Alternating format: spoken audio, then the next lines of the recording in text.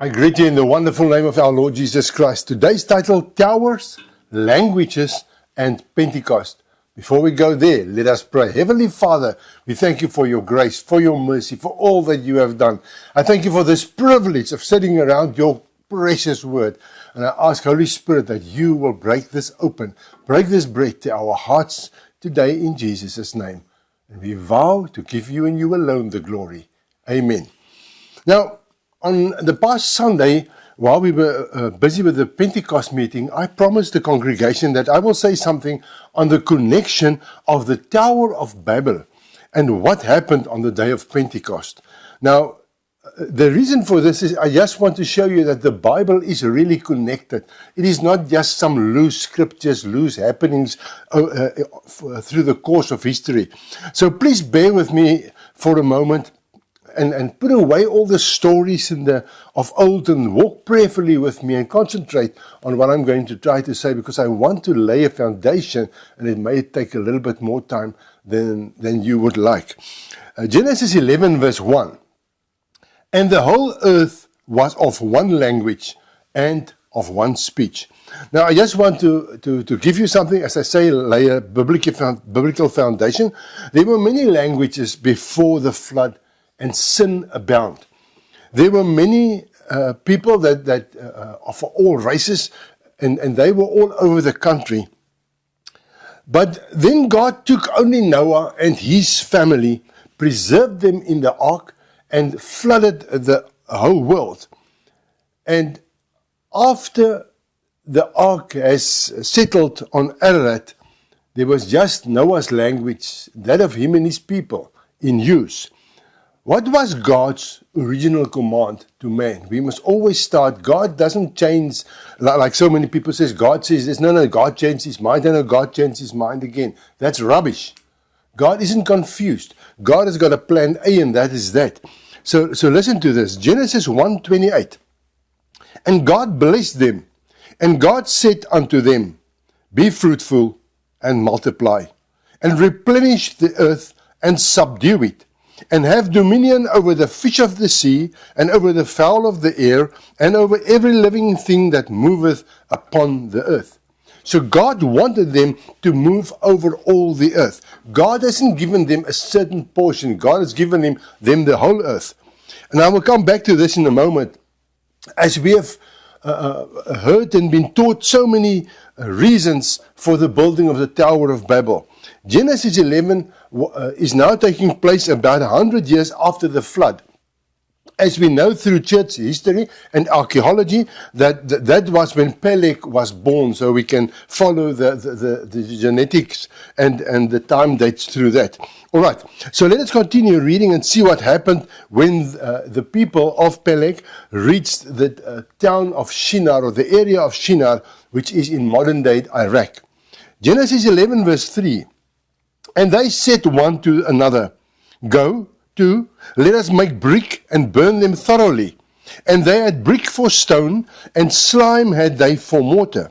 And they said, Go to, let us build us a city and a tower, whose top may reach unto heaven. And let us make us a name, lest we be scattered abroad upon the face of the whole earth. Now, I just want to let you think on this. The Bible is so specific. The word slime used here is the Hebrew word keumar, and which literally means bitumen that rises to the top in a slime pit. Wait, where did I say, I told you to concentrate, where did I say Shinar was? In modern day Iraq. And what do we find there? Oil. And what is bitumen? Bitumen is a viscous petroleum substance found atop big oil-rich pits and areas. So this is what we today will call tar or tarmac. Then it was used as a bonding and a sealing material. And history will show us that it was a building method that came from Mesopotamia. Why is it of any importance? Well, it is important enough that the God of the Bible wanted it in the Bible. So it must means that we may not ignore it. Iraq is a sandy plain. So there were no stone quarries to get building materials from. So they took the sand, they make mud of the sand, They've burnt it in a furnace like any normal people that's ever been to a brick field know how they make bricks. And then when it is hardened, they used this slime, as they say, the bitumen, the Kmar, they used that to put everything together. That was the mortar in place of our normal day cement. So if it was a Mesopotamian way of building, we need to understand. And once again, ask anyone that has got a family member or have just admired archaeological and architectural things of the past.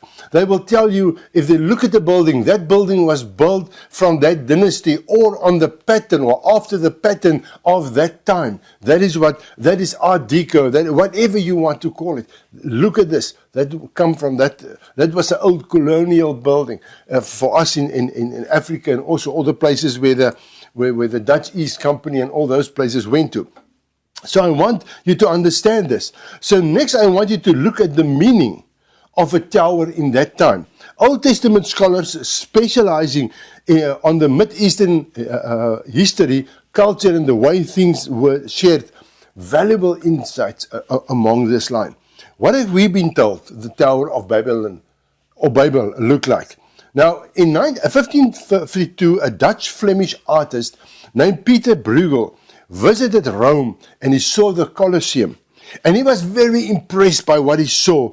And he went away with this idea, this is what a big tower should look like. And in between 1552, after he visited Rome, and 1553, he painted 3 paintings, of which only 2 survived. And he painted that as his interpretation of what the Tower of Babel looked like. And this is what he painted. So the Old Testament normally just used the Hebrew word Migdal for a tower. But in Mesopotamia, a tower for a god or worship was known as a ziggurat. They had no other idea of a tower in the Roman way, which came much, much later. The Mesopotamians built ziggurats as raised altars where they wanted to meet their gods. It wasn't a tomb like you will get in Egypt, places that were built as tombs or burial, sacred burial places. No. It wasn't a burial place. It was a place where they can meet their God. So what does a ziggurat look like? Here it is. A ziggurat was never meant for the people to reach God, but for the God to come down to their level. It had a little rooftop, call it a penthouse, for him to stay when visiting and where they could bring their sacrifices to.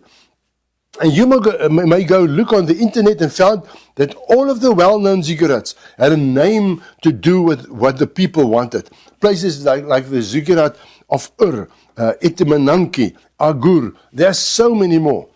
The one in Babylon was called, the one that we are talking about now, Etemenanki, and is directly translated as the house of the foundation of heaven and earth. Because that is what they thought, that is what they wanted. We want this place to be the one that we keep this area for ourselves. This must be the foundation. So Babylon itself, in their local tongue, meant the gate of the gods. And we know that God has allowed Babylon to be completely erased. And we know back in the times, Nebuchadnezzar II, he tried to rebuild it. After him, Osama bin Laden, all those people, they tried to raise that again, but they couldn't do it. So because God said it will stay desolate for as long as possible, or forever. And that is why God, in the very next chapter, in Exodus, showed Moses what the heavenly model of a tabernacle should look like. Moses, it's not a migdal. It is not a ziggurat. I want to show you what it is. This is the way. And God gave him the plans for the tabernacle. But back to Babylon now. What is meant by raising the top to reach heaven? It is not literally meaning to build until they touch heaven. But it was symbolic of the sign of rebellion that is even there today. A raised fist in the air. You know, all the freedom fighters. It was a sign of defiance. You say what you want, you do what you want, you command what you want, but we say, we the people, the power is with us. And that was the sign of the raising the top to show to heaven, this is what we have decided. And do you for one moment think that God feared them, that they will ever reach heaven or as far as heaven? Not even the mighty highest skyscrapers in Dubai and all the places all over the world can come near that. With the most modern technology. How do you think, do you really think that we can't be so naive? Not even an unbeliever will be so naive. So God knew their sinful customs, and that is why the Bible makes it clear that to see it properly for himself, God had to yarot. Yarot in Hebrew means to bow very far down, to bow down as far as possible. We sing it in the song. We sing it in the song when we speak about, in Afrikaans is dit so mooi, wanneer ons sing, die Here is my herder, dan sing ons, baie diep haal hy my uit. Baie diep. Die Here het neergebuig. He bowed down. And this is also speaking about how just and how fair God is. That he does not just punish them, but came down to inspect the work for himself. To really see what is going on. So what was the big sin? Was it just being proud and arrogant? No. The sin was rebellion against God's command to fill all the earth and multiply. We see many years later in the book of Joshua that the people were still not obedient. Joshua 18 verse 3. Joshua asked the Israelites, how long will you be slack to go in and possess the land which the Lord, the God of your fathers, has given you? So here it was a promised land. In the New Testament, God had to allow the disciples to be persecuted before they would go into all the world and disciple the world. Every time we needed to go, it is almost like what part of the word go doesn't you understand? So the people in Shinar made their intent to disobey God clear. Let us read it again. Verse 4 of Genesis 11. And they said, go to, let us build us a city and a tower, whose top may reach unto heaven, and let us make a name. Here it is, lest we be scattered abroad upon the face of the whole earth. They were basically saying, we will not move, and we will build a temple to get a God to come to us who will give us what we want. Fist in the air. Going up. I don't care what you say. I don't care what you say, God. I don't care what you plan for us. We want to stay here, and this is what will happen. So God confused the language and give each group different languages, and he took the spirit of understanding one another away. As the saying goes, birds of a feather flock together. So they moved all over, keeping to themselves, doing things their way again, instead of just obeying God's commands. Now let us fast forward to the New Testament on the day of Pentecost. Acts 2 verse 1. And when the day of Pentecost was fully come, they were all with one accord in one place. It's very important. They were there in unity. And suddenly there came a sound from heaven as of a rushing mighty wind, and it filled all the house where they were sitting. And there appeared unto them cloven tongues like as of fire, and it sat upon each of them. And they were all filled with the Holy Ghost and began to speak with other tongues as the Spirit gave them utterance. And there were dwelling at Jerusalem Jews, devout men out of every nation under heaven. Now when this was noised abroad, the multitude came together and were confounded, because that every man heard them speak in his own language. God clearly demonstrates that He has nothing against the language they spoke. In Acts 2, He restores the understanding between the people, and they heard their own language spoken by the apostles. All God wants is obedience. When is the last time that we read about languages in the Bible? At a time where we see that God had just one big dream for us all, to be with Him. Revelation 7 verse 9. After this, I looked, and a vast host appeared which no one could count, gathered out of every nation from all tribes and peoples and languages. These stood before the throne and before the Lamb. They were attired in white robes with palm branches in their hands. I'm ending with this. Please surrender to God, who wants only the best for you and I, and obey His call. May God be blessed. Father, we surrender all. We come to you. Afrikaans sing ons, U is waardig om die boek te neem en sy seels oop te maak. Have your way, Lord Jesus. Have your way. Thank you, Heavenly Father. Amen.